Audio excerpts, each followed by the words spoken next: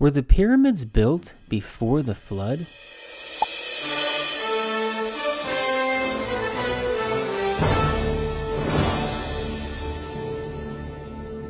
According to creation scientists, the Great Flood in Noah's day occurred about 2350 BC, and then the Tower of Babel event would have occurred sometime after that, and then the Great Pyramids of Giza would have been built sometime after that. But according to Egyptologists, the Great Pyramids of Giza were built about 2550 BC, about 200 years before the flood. But wait a minute now, how could the Egyptians have built the pyramids a whole 200 years before the flood when the nation of Egypt didn't even exist until after the Tower of Babel? That doesn't make any sense. The Great Pyramids do not have any signs of water damage. If the pyramids were built before the flood and are still standing after the flood, then that would mean the pyramids would have been completely submerged in the floodwaters and should have a significant amount of water damage. But they don't. The Great Pyramids do not have a significant amount of water damage. And so, since Egyptian history predates Noah's flood and continues on after the flood, unaffected by it, then skeptics say that either a worldwide flood never happened or biblical history must be inaccurate. This is heavy duty, Doc. However, the pyramids are built on top of sedimentary layers which contain fossils. Creation scientists say that these layers were laid down during the flood, which is evidence that the pyramids would have been built after the flood, not before it. Also, the name Egypt in Hebrew is Mizraim. Mizraim is the son of Ham and the grandson of Noah. So clearly the Egyptians are the descendants of Noah's grandson. But Noah didn't even begin to have grandsons until after they stepped off the ark. So clearly Egyptian history could not have begun until after the flood. So instead of questioning biblical history, it makes more sense to question Egyptian history. Is Egyptian history really accurate? Well, according to an award-winning documentary called Patterns of Evidence, The Exodus, some scholars believe that Egyptian history has been dated incorrectly and needs a major adjustment. Experts like John Bimson and David Rohl believe that Egyptian history needs to move forward on the timeline by about 200 years, and the documentary shows some compelling evidence supporting this claim. And when you correct the inaccuracies on the Egyptian timeline, then all of a sudden Egyptian history lines up perfectly with the events of the Exodus. This documentary is the winner of 13 Film Festival Awards and was the #1 best-selling documentary on Walmart and Amazon for 2 weeks in a row. It's also available on iTunes and on Netflix. Now, if these experts are correct, that Egyptian history needs to move forward on the timeline by 200 years, then this would mean that the pyramids would not have been built about 2550 BC, but rather they would have been built about 200 years after that, about 2350 BC, making the pyramids contemporary with the flood in Noah's day. So that solves the problem, right? Well, no, it doesn't, because that doesn't leave any time for the Tower of Babel event to have taken place. Also, the Great Pyramids of Giza are not the oldest pyramids. The Step Pyramid at Saqqara is the very first Egyptian pyramid ever built, and it predates the Great Pyramids of Giza by about 100 years, which would place the Step Pyramid at about 2450 BC, which still predates the flood by about 100 years. So you see, even when you correct the inaccuracies on the Egyptian timeline so that it lines up with the events of the Exodus, that still doesn't solve the problem. The pyramids still predate the flood, which means that the only option left over is you have to question the biblical timeline. Great Scott. I know, this is heavy. Now, that's not to say that you should question biblical authority, but rather, is the timeline presented by creation scientists really even biblical at all? Well, according to the Greek Septuagint, it's not. What do I mean by that? Well, let me explain. You see, in a previous video that I made called How Long Were the Israelites in Egypt, I pointed out the fact that modern Bible translations are translated from the Hebrew Masoretic text, which is not the original Hebrew, but rather it's a copy of the Hebrew called the Leningrad Codex, which was copied in the 11th century AD. But the Greek Septuagint was translated more than 1,000 years before that in 250 BC and would not have been translated from the Hebrew Masoretic, but rather it would have been translated from a different copy of the Hebrew, an older copy which is no longer around today. The Samaritan Pentateuch also predates the Masoretic text and would also have referenced an older copy of the Hebrew. The same is true of the writings of Flavius Josephus and of Paul the Apostle. And according to these four witnesses, the original Hebrew text said that the Israelites were in Egypt and Canaan for 430 years. And that's the way that Exodus 12:40 was written in the original Hebrew, but more than 1,000 years later, when the Hebrew Masoretic text was copied, that phrase, and Canaan, was dropped out of the text. And since all of our Bibles are translated from this corrupted copy of the Hebrew, then all of our Bibles say that the Israelites were in Egypt for 430 years, which is incorrect and mathematically impossible. The truth is, they were in Egypt for only half that time, for 215 years. If you don't know what I'm talking about, then I suggest you watch this video first. Now, what I didn't explain in this video is the fact that this is not the only thing that the Masoretic text has dropped out. There are other things the Masoretic text has dropped out, causing major distortions in the biblical timeline, and these distortions make it seem like the pyramids were built before the flood. Let me explain. You see, in Genesis chapter 11, it gives a genealogy from Shem all the way down to Abram, and it says how old each person was when their son was born. So it says that Arphaxad was 35 when his son was born, and Shelah was 30 when his son was born. But in the Greek Septuagint, it says that Arphaxad was 135, and it says that Shelah was 130. The Greek Septuagint has an extra 100 years on those ages. In the 6 generations from Arphaxad down to Serug, the Hebrew Masoretic text says that they were in their 30s when their son was born. But the Greek Septuagint says that they were in their 130s. The Greek Septuagint has an extra 100 years on each one of those ages. But it's not just the Greek Septuagint. The Samaritan Pentateuch includes those extra 100 years, and so does Flavius Josephus. Now remember, the Bible says, by the mouth of 2 or 3 witnesses, every word shall be established.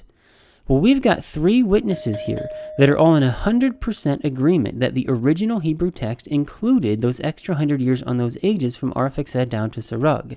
And we already know that these 3 bear witness that the original Hebrew text included that phrase, and Canaan, when the Masoretic text has dropped it out. Now let me explain why I think that these extra 100 years belong, and it has nothing to do with the pyramids, but rather it has to do with the Bible itself.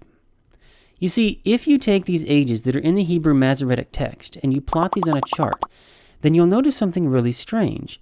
You'll notice that Shem would have outlived almost all of his sons and grandsons down to the 8th generation. Now, I've heard it said before that the loss of a child is considered to be the worst possible grief. You're going to be all right.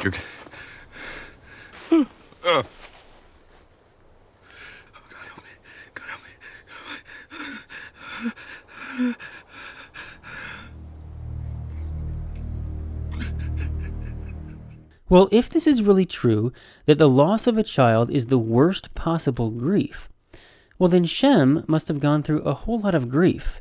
Because according to the Hebrew Masoretic text, Shem would have witnessed the death of his son, he would have witnessed the death of his grandson, he would have witnessed the death of his great-great-grandson, his great-great-great-grandson, his great-great-great-great-grandson, his great-great-great-great-grandson, and his great-great-great-great-great-grandson.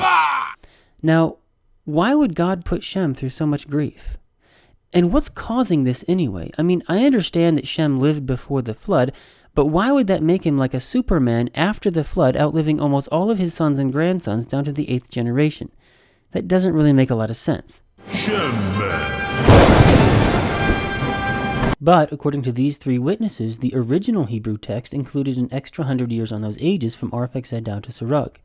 And when you put those extra 100 years back under those ages, and you plot the rest of this chart according to the ages that are in the Greek Septuagint, then all of a sudden everything makes perfect sense. Shem died before his son, Arphaxad died before his son, Shelah died before his son.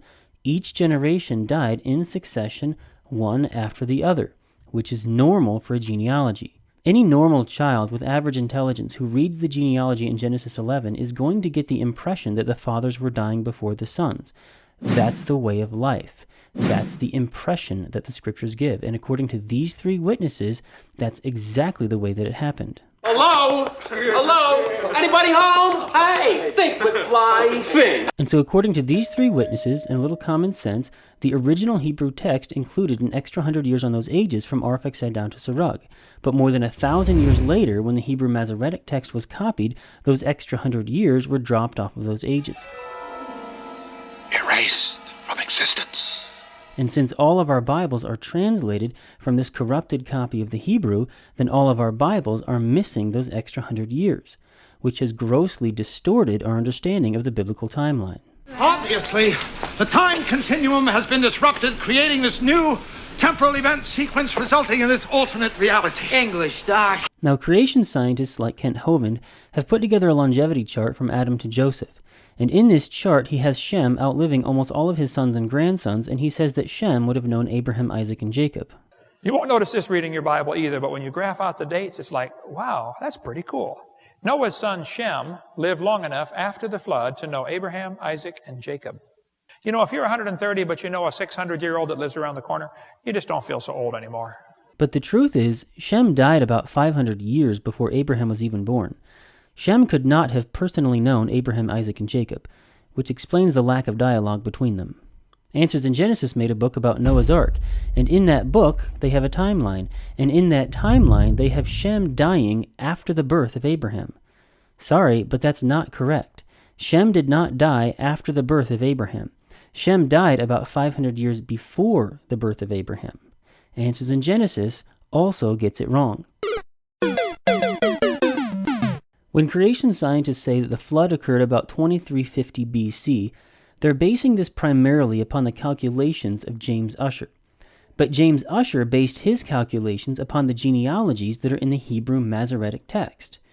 But according to these three witnesses, the original Hebrew text included an extra 100 years on those ages from Arphaxad down to Serug. And when you put an extra 100 years back onto 6 generations, then that adds an extra 600 years of history. In fact, there's also an issue with the 7th generation, with the age of Nahor. The Hebrew Masoretic text says that Nahor was 29 years old when his son was born, but the Greek Septuagint says that he was 79. The Samaritan Pentateuch also agrees that he was 79, whereas Flavius Josephus never specifies. Well, that's at least 2 witnesses right there. So take 79 and subtract 29, and that's an extra 50 years of history, meaning that the original Hebrew text included an extra 650 years of history, which means that the flood would not have occurred about 2350 BC, but rather it would have occurred about 650 years before that, about 3000 BC. Great Scott! Now I may have seriously altered history. And so if the flood occurred about 3000 BC, and the step pyramid at Saqqara was built about 2450 BC, well then there's no legitimate reason to be looking for water damage on the pyramids. The pyramids were not submerged in the floodwaters, because at the time when the flood occurred, the very first Egyptian pyramid would not be built until another 550 years into the future, not hundreds of years in the past. Well, that's all in the past. You mean the future? Whatever! This would explain why the pyramids are built on top of sedimentary layers which were laid down during the flood. Also, 550 years is plenty of time for the world to repopulate, for the Tower of Babel event, and for nations to have spread all over the earth. You see, atheists sometimes say that there wasn't enough time for the Tower of Babel event to have taken place and for nations to have spread all over the earth. The reason why atheists say this is because most creation scientists are in agreement that the Tower of Babel event occurred just before the birth of Peleg. You see, the Bible says that the name Peleg means divided, and it says that his father named him this, for in his days the earth was divided. Well, at the time when they were building the tower, they were all living in the same place, and they were all speaking the same language, meaning that the earth was united. But in the days of Peleg, the earth was divided, meaning that it was not united. This is a very clear indication that his father named him this just after the dispersion at Babel, when God confused the languages and they all split off in their own separate directions. In fact, Peleg's father is Heber, sometimes written as Eber, and Heber witnessed the events at Babel. Heber was there when it happened. And when Heber and his family split off in their own separate direction, they were speaking their own language. They were speaking the language of Heber, which is why it's called the Hebrew language, because it's named after him. I'm writing this down. This is good stuff. So clearly, the Tower of Babel event occurred within the lifetime of Eber, just before the birth of his son Peleg. Flavius Josephus says, Salah was the son of Arphaxad, and his son was Heber, from whom they originally called the Jews Hebrews. Heber begat Joktan and Peleg. He was called Peleg because he was born at the dispersion of the nations to their several countries. For Peleg, among the Hebrews, signifies division.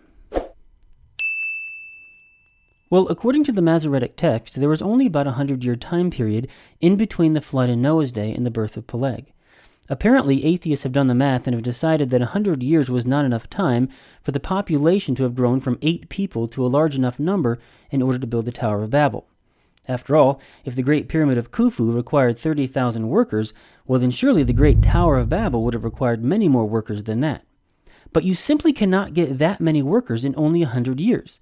Even if you go with a very generous growth rate of 3.2%, which is the growth rate of some of the most fastest growing countries in our world today, and you start with the 8 people who came off the ark, then in 100 years you'd only end up with about 186 people. 186, that's it. That is simply not enough people to build a city with an enormous tower. I may not be an expert on population growth rates, but I'd say these atheists have a pretty valid argument. However, according to these 3 witnesses, the original Hebrew text included an extra 100 years on those ages from Arphaxad down to Serug. And when you put those extra 100 years back onto those ages, then you'll find there's about a 400-year time period in between the flood in Noah's day and the birth of Peleg. I think that 400 years is plenty of time for the population to have grown to a large enough size in order to build the Tower of Babel. After all, if you go with the exact same growth rate of 3.2% and you start with the 8 people who came off the ark, then in 400 years you'd end up with about 2.3 million people. If the largest pyramid only required 30,000 workers, well then I think 2.3 million people is enough to build the Tower of Babel. And so if our Bibles were consistent with the original Hebrew, well then atheists would not have made this claim to begin with. In order to go from 8 people to 30,000 people in only 100 years, you'd need a growth rate of 8.58%. However, this is not a realistic growth rate. Just to put this in perspective for you, if you go with an 8.58% growth rate and you start with the 8 people who came off the ark, then in 400 years you'd end up with 159 trillion people. Okay, there's not even 1 trillion people alive on Earth today, thousands of years later. You're not going to get 159 trillion people in only 400 years. Clearly, an 8.58% growth rate is not realistic. And yet, that's the kind of growth rate that you would need in order to get 30,000 people in only 100 years. So clearly, the original Hebrew text included those extra 100 years on those ages from Arphaxad down to Serug. Now, if the Tower of Babel event occurred about 400 years after the flood, well then that still leaves about a 150-year time period in between the dispersion at Babel and the building of the very first Egyptian pyramid. I think that 150 years is plenty of time for the descendants of Mizraim to have left the land of Babel and to have arrived in the land of Egypt. And so when you understand biblical history correctly and you understand Egyptian history correctly, then all of a sudden everything makes perfect sense. But this only works if you follow the original Hebrew, not the corrupted Hebrew Masoretic. It works! It works! Also, creation scientists say that the world is about 6,000 years old, but this is based upon the genealogies that are in the Hebrew Masoretic text.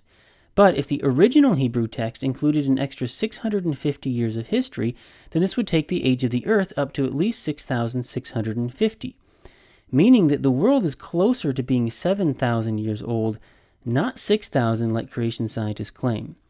Now, please don't think that the Greek Septuagint is perfect. It's not perfect. For example, in Genesis chapter 11, you may have noticed that the Greek Septuagint includes an extra Canaan in between Arphaxad and Shelah. The book of Luke chapter 3 in the genealogy of Jesus also includes this extra Canaan in between Arphaxad and Shelah. This extra Canaan does not belong. The oldest known copies of the Greek Septuagint do not include this extra Canaan. Only newer copies do. The oldest known copies of the book of Luke do not include this extra Canaan. Only newer copies do. The Samaritan Pentateuch does not include it. Flavius Josephus does not include it. The Hebrew Masoretic does not include it.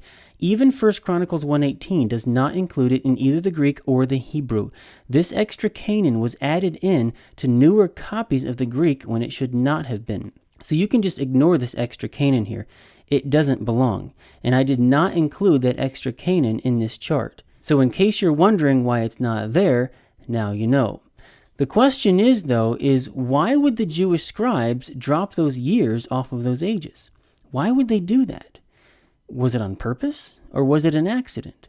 And if it was on purpose, then what was their motive? Well, I think that it was on purpose, and I think that their motive was to disprove what the book of Hebrews says about Jesus being the new high priest. You see, the book of Hebrews says that Jesus is the new high priest. Now, any Jewish person knows that in order to be a priest, you have to come from the tribe of Levi. But Jesus didn't come from Levi, he arose from the tribe of Judah, and priests don't come from the tribe of Judah. So, according to the law, Jesus cannot be the new high priest. But the book of Hebrews says that Jesus is the new high priest, not according to the Levitical priesthood, but according to a different priesthood, according to a higher priesthood, according to the order of Melchizedek. Now, the book of Hebrews says something really interesting about Melchizedek. It says that he had no father and no mother, no genealogy, no beginning of days, and no end of life. Apparently, Melchizedek must be some sort of a divine or immortal being, perhaps like one of the sons of God talked about in Genesis chapter 6. Whatever the case, the book of Hebrews says that Jesus is the new high priest, not according to the fleshly commandment, but according to the power of an endless life. Now, Jewish rabbis have decided that they would disprove what the book of Hebrews says about Melchizedek by claiming that Melchizedek is the same person as Shem, the son of Noah. Now, with Shem, we know who his father and his mother were. It was Noah and his wife. We know what his genealogy is because it's recorded in Genesis. We know he had beginning of days and end of life because we know when he was born and when he died. And so by saying that Shem is the same person as Melchizedek, that would disprove what the book of Hebrews says about Melchizedek.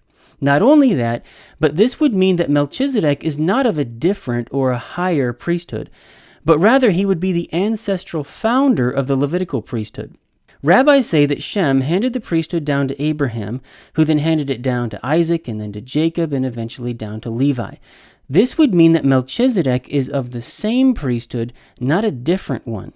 And rabbis say that the only way for Jesus to be the new high priest, according to the order of Melchizedek, is he would have to inherit that priesthood from Levi, just like Levi inherited the priesthood from Melchizedek.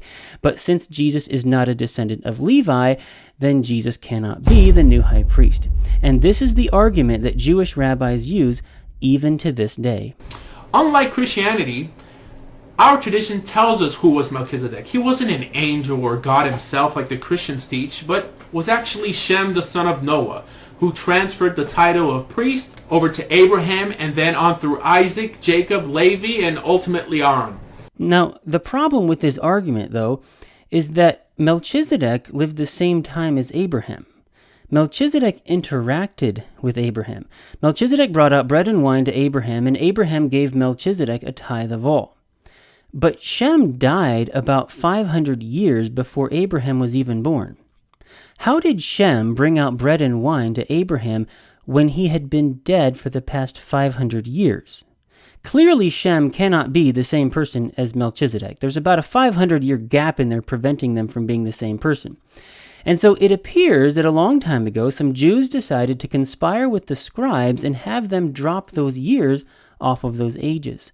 That way, they could distort the genealogy in such a way to where the lifetime of Shem now overlaps the lifetime of Abraham. This way, they can say that Shem lived the same time as Abraham and then begin to promote the idea that Shem is the same person as Melchizedek. It's all an illusion. Oh, pay no attention to that man behind the curtain. In fact, if you ever read an article that says that Shem is Melchizedek, you'll notice that the only evidence that they provide is they'll say, look at the genealogy. Shem lived the same time as Abraham. Okay, but where's the rest of the evidence? They might quote the book of Jasher or the Targum or some commentary by a rabbi, but those aren't scripture. Where's the scriptural evidence that clearly says that Shem is Melchizedek? There isn't any. Now, those years were not necessarily dropped out in the 11th century when the Leningrad Codex was copied. They might have been dropped out in an earlier copy of the Masoretic. In fact, they might have been dropped out in a copy of the Hebrew that dates all the way back to the days of Paul the Apostle. And if that's the case, then that might be why Paul warned Titus and Timothy not to get involved in foolish arguments and disputes about genealogies, nor to give heed to Jewish fables. Now, what is Paul talking about here? Why would the Jews want to argue with Christians about genealogies? Maybe it's because they distorted the genealogies in their attempt to disprove Christianity. And maybe that distorted genealogy is the one and only single piece of evidence that even remotely supports this ridiculous anti-Christian fable that Shem is the same person as Melchizedek, and therefore Jesus can't be the new high priest. Maybe that's what Paul was talking about. So you see, not only do we have evidence that those years were dropped out, but now we know of a motive as to why they would want to drop them out. And that's why I suspect that this is not just some accidental copyist error, like when the Greek Septuagint includes an extra Canaan. No, I suspect that the Jewish scribes dropped out those years on purpose with the intent to deceive. No, it wasn't me. It was the one-armed man. All right, I confess. I did it, you hear? And I'm glad. Glad, I tell you! As a matter of fact, in 1947, there were some ancient Hebrew scrolls that were discovered in some caves on the outskirts of the Dead Sea, known as the Dead Sea Scrolls. These are hundreds of fragments of ancient Hebrew scrolls that were carefully pieced together and dated all the way back to the 2nd and 3rd centuries BC, more than 1,000 years before the Masoretic text was copied. Now, unfortunately, Genesis chapter 11 was not found in the Dead Sea Scrolls. But whenever the Greek Septuagint and the Hebrew Masoretic text disagree, the Dead Sea Scrolls usually side with the Greek Septuagint more often than with the Masoretic, like in Psalm 145, for example. Paul the Apostle quotes the Old Testament more than 100 times in the New Testament. And whenever the Greek and the Hebrew diverge, Paul usually sides with the Greek Septuagint, like in Galatians 3:17, which I pointed out in a previous video. And not just Paul, but other disciples as well. Take Stephen the Martyr, for example. In Acts 7:14, Stephen the Martyr says that when Jacob and all of Israel went down into Egypt, they consisted of 75 people total. In case you didn't notice, Stephen the Martyr is agreeing with the Greek. You see, in the Hebrew Masoretic text in Genesis 46:27, it says that when Jacob and all of Israel went down into Egypt, they consisted of 70 people total. Exodus 1:5 also says 70 people total. But in the Greek Septuagint, it says that they consisted of 75 people total. Exodus 1:5 also says 75 people total. So which was it? Was it 70 or was it 75? Well, Stephen the Martyr says in Acts 7:14 that they consisted of 75 people total. Stephen the Martyr agrees with the Greek Septuagint, not the Hebrew Masoretic. Now, why would Stephen do that? After all, didn't Stephen know Hebrew? Or did the Hebrew text back then say something different? That's where the Dead Sea Scrolls come in. In 1947, they found these ancient Hebrew scrolls that predate the Masoretic text by more than 1,000 years. And in the Dead Sea Scrolls, they found Exodus chapter 1, verse 5. And guess what it said?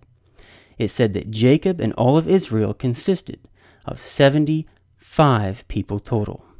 The Dead Sea Scrolls provide undeniable evidence that when Stephen the Martyr sides with the Greek Septuagint, it's not because he's disagreeing with the Hebrew.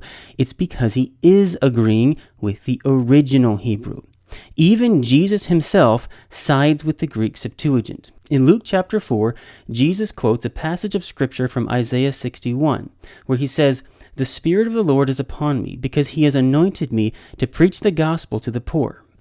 In this passage of scripture, Jesus uses the phrase, "and recovery of sight to the blind." If you look up Isaiah 61 in the Greek Septuagint, then you'll find that it includes that phrase, "and recovery of sight to the blind." But if you look it up in the Hebrew Masoretic text, then you'll find that that phrase is completely missing from the text. And since all of our Bibles are translated from this corrupted copy of the Hebrew, then all of our Bibles are missing that phrase from Isaiah 61. But even Jesus himself confirmed that it's in the original Hebrew. Even Jesus himself sides with the Greek Septuagint. When atheists say that Egyptian history predates Noah's flood, they think that they're disproving the Bible. But they're not. They're simply pointing out an error in the Hebrew Masoretic text. But even Jesus and his disciples discredit the Masoretic text from time to time. You see, they're assuming that the biblical date for the flood was 2350 BC. But according to these three manuscripts, it's not. So if they're right that Egyptian history predates that, then this actually verifies the testimony of these three manuscripts and therefore confirms the accuracy of the original Hebrew from which Jesus and his disciples were quoting.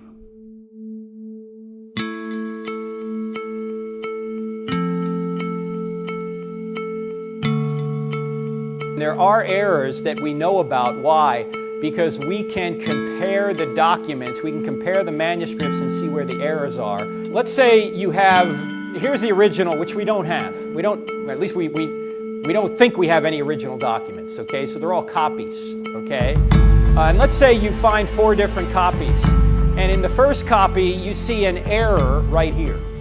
And then another copy, there's another error right there. In the third copy, there's another error right there. And in the fourth copy, there's an error right there. Can you reconstruct the original? Yes. Yes. And that's what scholars do. So yes, sometimes scribe made mistakes, but in virtually all cases, we know what the mistake was, and we can correct it by comparing it with other documents. Now, you might say, why wouldn't God just, if this is true, why wouldn't he just maintain the original? If I had the original, what could I do to it? I could alter it, right? But if you had a copy, you had a copy, you had a copy, you had a copy, you had a copy, you had a copy, and I had a copy, and I changed my copy, is everyone going to know who changed their copy? Yeah, because when you get all your copies together and compare it to mine, you go, Turek, you heretic, why'd you do that? Right? So by not preserving the original, you actually are able to preserve the original better.